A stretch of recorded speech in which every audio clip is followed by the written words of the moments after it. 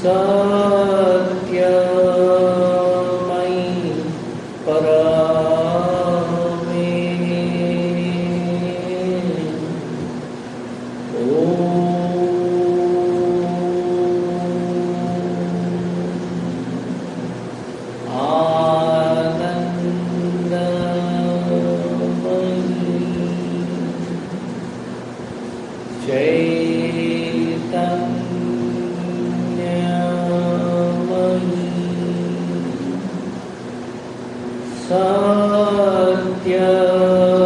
સત્યમયી પરમે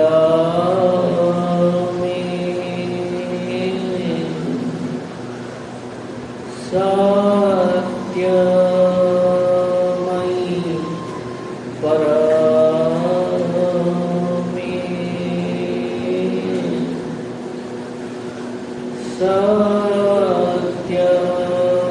સત્યમયી પરમે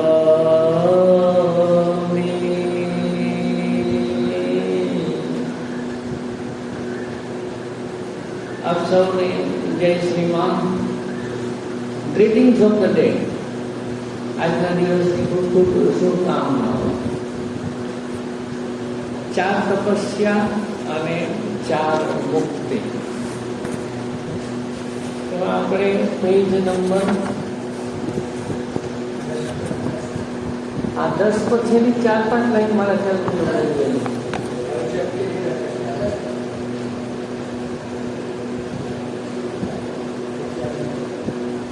તમારે જો ભાવિમાં આવી રહેલા જીવન માટે તૈયાર થવું હશે છેલ્લી 5મી લાઈન તથા એ જીવનના એક સક્રિય અને સુયોગ્ય અંગરૂપ બની રહેવું હશે તો તમારું જીવન અત્યારે એનો જે ઘાટ છે તે મુજબનું જ બની રહે એવા જીવનમાં તમને સફળતા મળે એ ભાવના તમારે પડતી મૂકવી છે. હાલનું જે જીવન છે આપણું એમાં જ આપણે આ યોગ કરી શકીએ અને એમાં જ પૂર્ણતા પ્રાપ્ત કરી શકીએ એ શક્ય નથી. એટલે માતાજી કહે છે કે આપણે બીજા પ્રકારનું એક જીવન વિકસાવવું પડશે. એ કઈ રીતે હોવું છે? માતાજીને અનુભૂતિ આવે છે. માતાજી એમ કહે છે કે મારું દિવ્ય શરીર તૈયાર થઈ ગયું છે,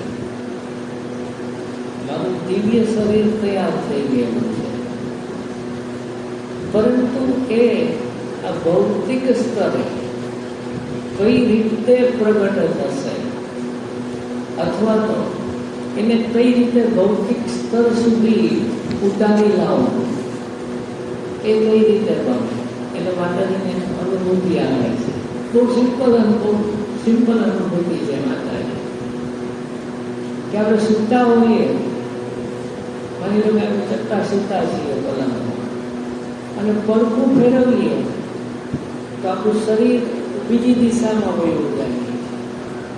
તો માતાજી એમ કહે છે કે એટલું જ નજીક છે જેટલું ફક્ત પડખું ફેરવા જેટલું સાથે જ છે મારી. એને પ્રગટ કરવાના માધ્યમો હજી અહીંયા દેખાતા નથી. એ વિકાસ પામેલા નથી પૃથ્વીના વાતાવરણમાં, એટલે એ સ્વયં દેખીતી રીતે પ્રગટ નથી થતું. તો સૂક્ષ્મમાં માતાજી પોતાનું દિવ્ય શરીર જોઈ શકે છે. એટલે માતાજી કહે છે કે આપણે સાધના કરતા કરતા દિવ્ય શરીર વિકસાવવાનું છે. આ જે જીવન છે એને પેરેલલ એ ચાલતું હોય છે. એટલે જે આપણું આ શરીર છે એનો આધાર લઈને એ સાધના કરતા કરતા એક દિવ્ય શરીર વિકસાવવાનું હોય છે. તમારે પૂર્ણ સૌંદર્યમય અને સંવાદિતામય જીવનનો આનંદ માણવો છે તો પછી ઇન્દ્રિયો સુખનો ત્યાગ કરવો જ પડશે. અને આ માટે ઇન્દ્રિય સુખ છે, કોઈ પણ પ્રકારનું ઇન્દ્રિય સુખ છે, એની જે ઝંખના, એની આસક્તિ, એ મેળવવા માટેના વલખા ભલે સૂક્ષ્મમાં હોય એ જે ભાગ છે એનો તમારે ત્યાગ કરવો પડશે. હવે પેજ નંબર 11 પર શક્તિની તપસ્યા. આમાંથી હવે આપણે સહજ રીતે પ્રાણની તપસ્યામાં આવી પહોંચીએ છીએ. પ્રાણની તપસ્યા એટલે સંવેદનાનું તપસ, શક્તિની તપસ્યા. પ્રાણની તપસ્યામાં અમે આવીએ છીએ. આપણને જે ભાગ દેખાય છે શરીર, પ્રથમ માતાજીએ એની વાત કરી. હવે સૂક્ષ્મમાં લઈ જાય છે. પ્રાણ દેખાતો નથી પણ અનુભવી શકાય છે.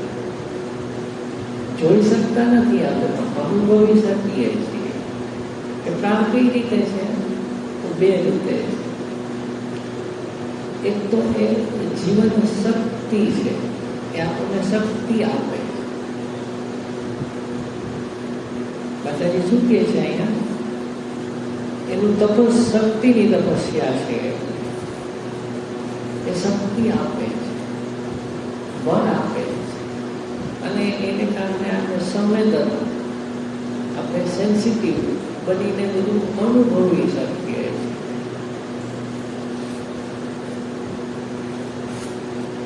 પ્રાણ સાચે જ શક્તિનું સ્નાન છે. તમને સાક્ષાત્કાર કરાવી આપે તેવા ઉત્સાહ તેમાં છે. મનમાં રહેતો વિચાર પ્રાણમાં આવીને સંકલ્પનું રૂપ લે છે અને કર્મ માટેની એક સક્રિય શક્તિ બને છે. આપણે થોડું આપણે જે સ્વરૂપ છે એની રચના આછો ખ્યાલ લઈ લઈએ. અહીંયા આપણું શરીર એ સ્થૂળ ભાગ છે, શારીરિક ભાગ છે.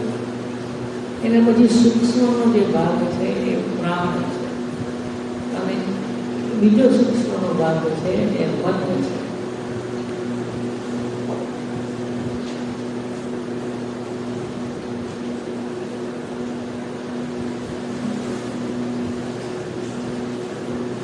એ મન પ્રાણ શરીરમાં આપણે જીવતા હોઈએ છીએ.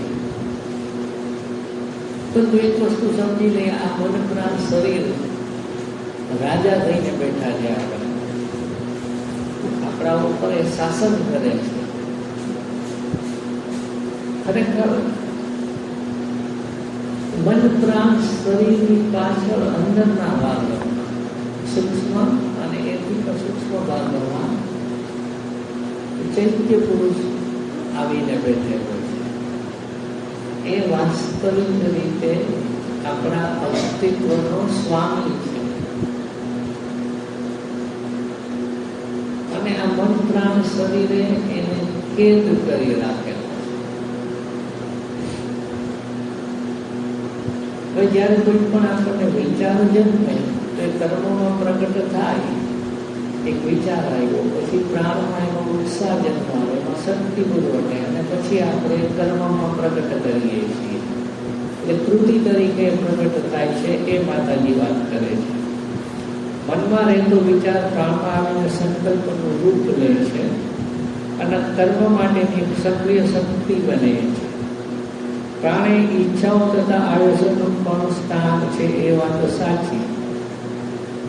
પ્રાણનો ઉગ્ર વૃત્તિઓ તથા એવા જ ઉગ્ર પ્રત્યાઘાતો, બંધ અને વિષાદ પણ આવી રહેલા છે. પ્રાણ ઉગ્ર હોય છે. ત્યારે એક વાત કહી છે, એ વાત એ છે,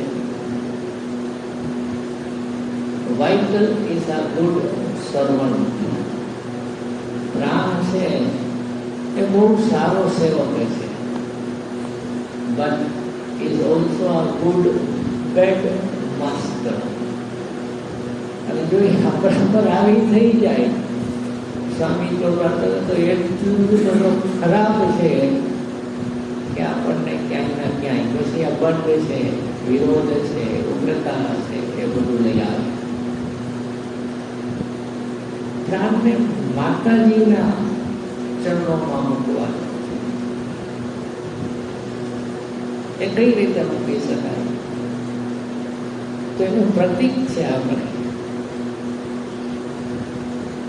દુર્ગામાં, વાઘેશ્વરીમાં, સિંહેશ્વરીમાં એ કોના ઉપર બેઠા હોય છે? સિંહની સવારી. સિંહ છે પ્રાણનું પ્રતીક છે. અને એ માની શક્તિની છે, એના તાબામાં એ કામ કરે છે. સાધનામાં આ વલણ લેવાનું છે. મને લાગે છે આપણે અહીંયા પૂર્ણ કરીએ, કારણ કે આપણી વચ્ચે ખાસ આ શિબિર માટે બરોડાથી અભ્યાસુ સાધક નરેન્દ્રભાઈ પટેલ હાજર છે.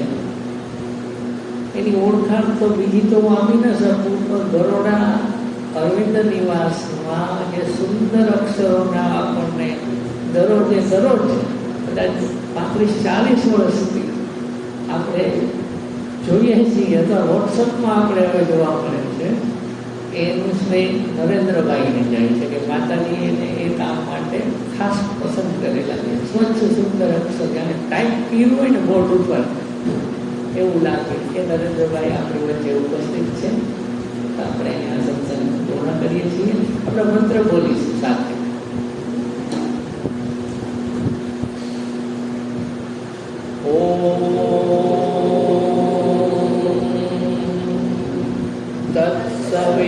તત્સવિતુર્વરં રૂપં જ્યોતિઃ પરસ્ય ધીમહિ યન્નઃ સત્યેન દીપયે